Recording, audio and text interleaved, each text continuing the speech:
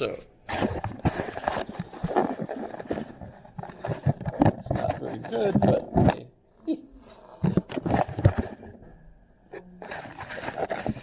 Wear out the little box. Okay. So that was just.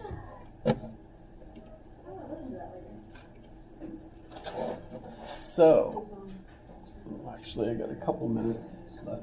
The free will question ties into what we're going to talk about, at least initially today, because Augustine is famous for it, and it becomes an even more difficult issue once John Calvin deals with it. And if you were raised Presbyterian, you might be familiar with the trouble associated with predestination. The idea that since God knows everything, He knows exactly what choices you're going to make, and including any evil choices you make. And since God made you and put you in that position and knows ahead of time what evil things you're going to do, why on earth would God punish you for doing what He knew you were going to do in the first place? So predestination was an issue for the Calvinists or Presbyterians, and for lots of folks.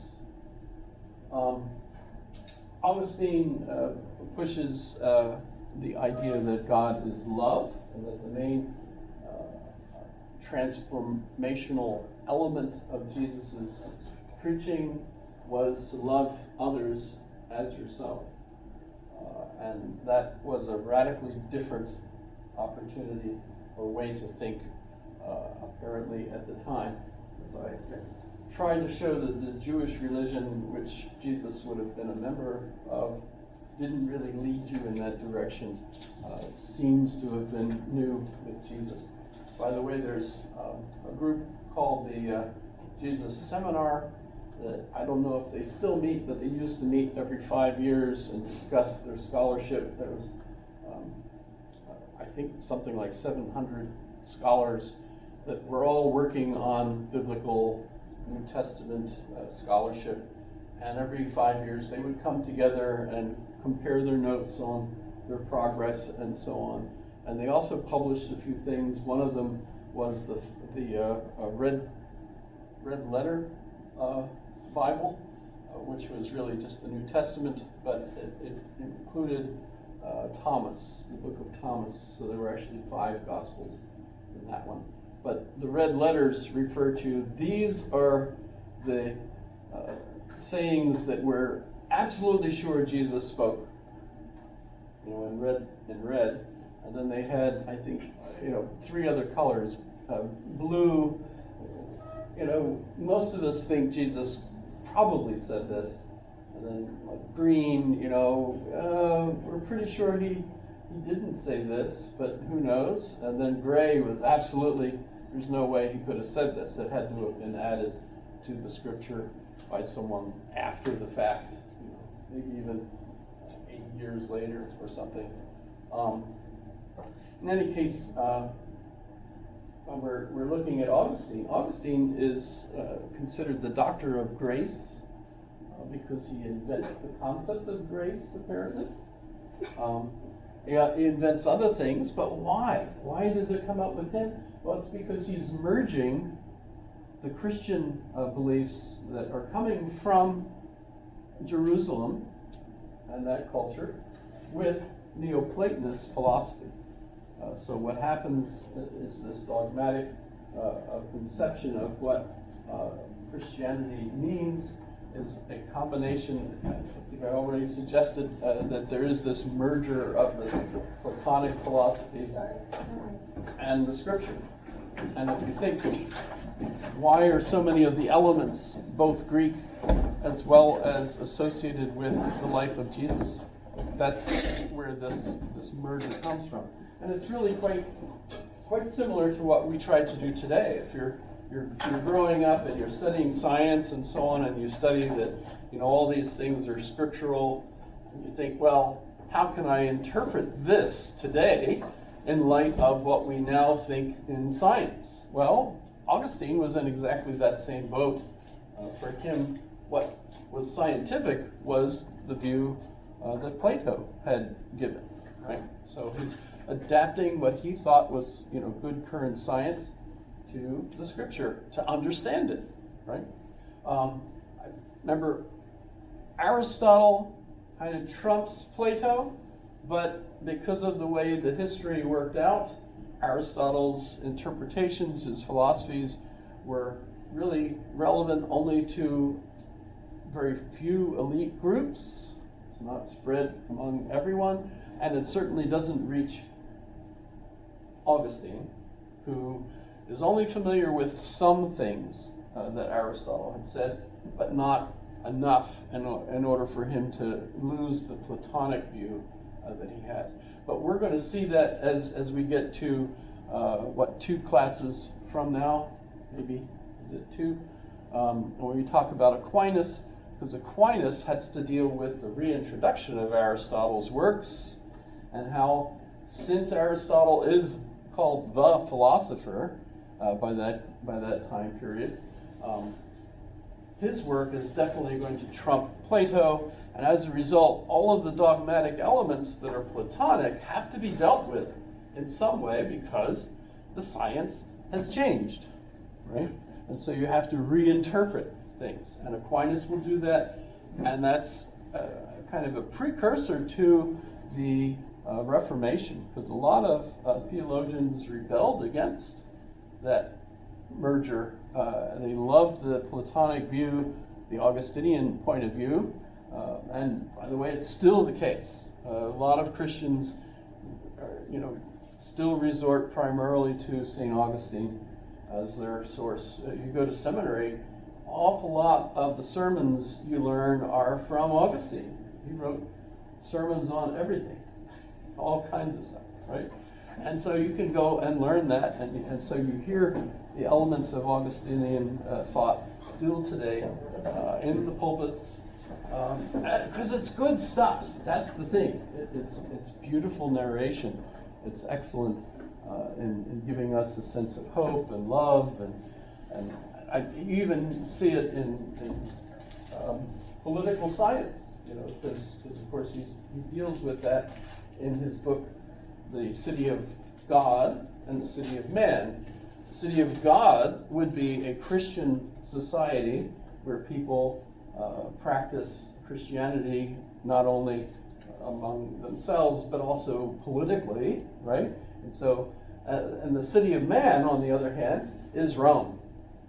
And it's basically Augustine's defense of Christianity in light of what was going on in Rome.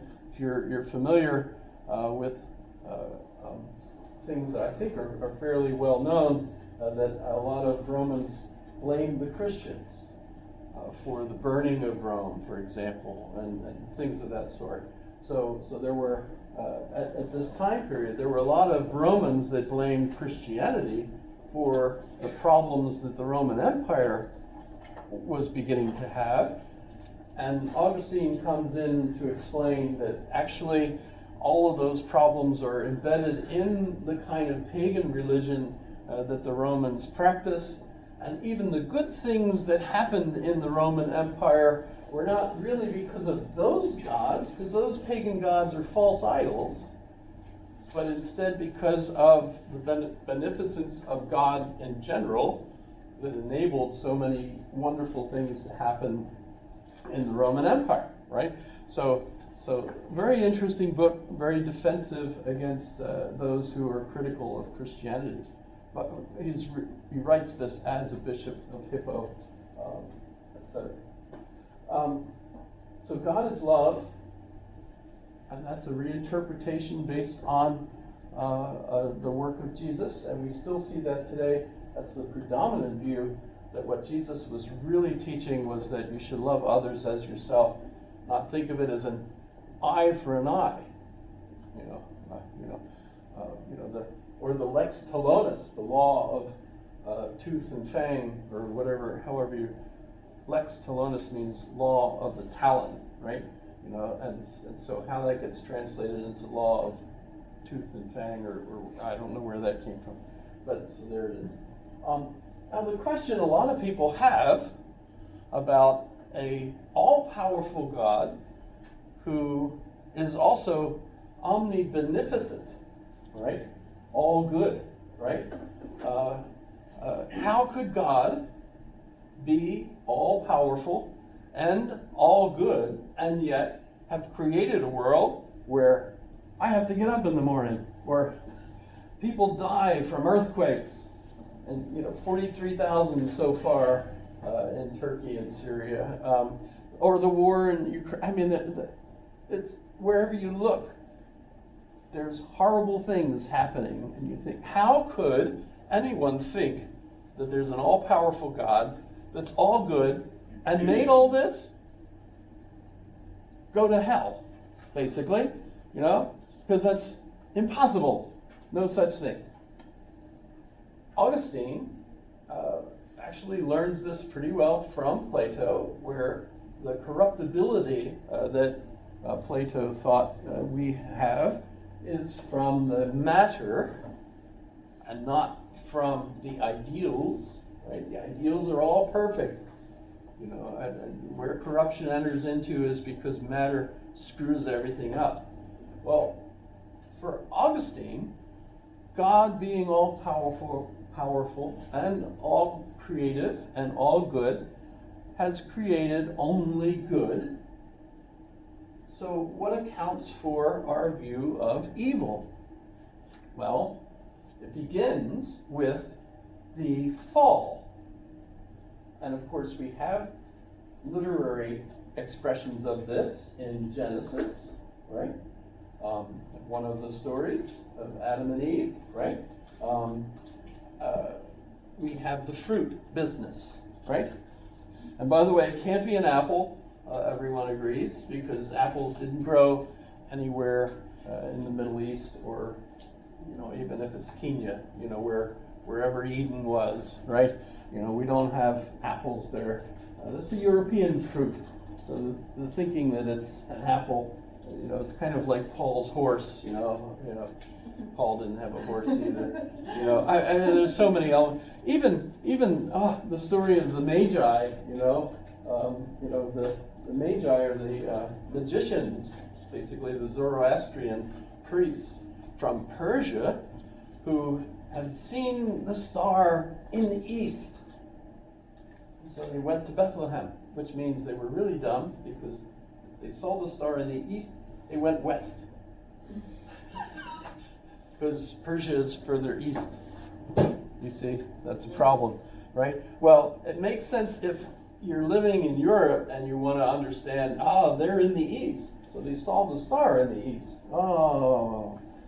By the way, the newest translation of the Bible that I've seen, he fixed that flaw so it doesn't stand out as such an error. It's kind of interesting. But so, evil is not. God has created everything that is good. What is the fall? Well, animals. Do animals feel like there's evil in the world?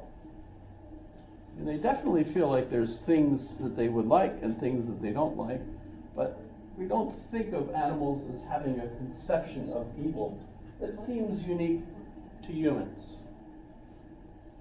Does that make sense? Because we have the conception of evil.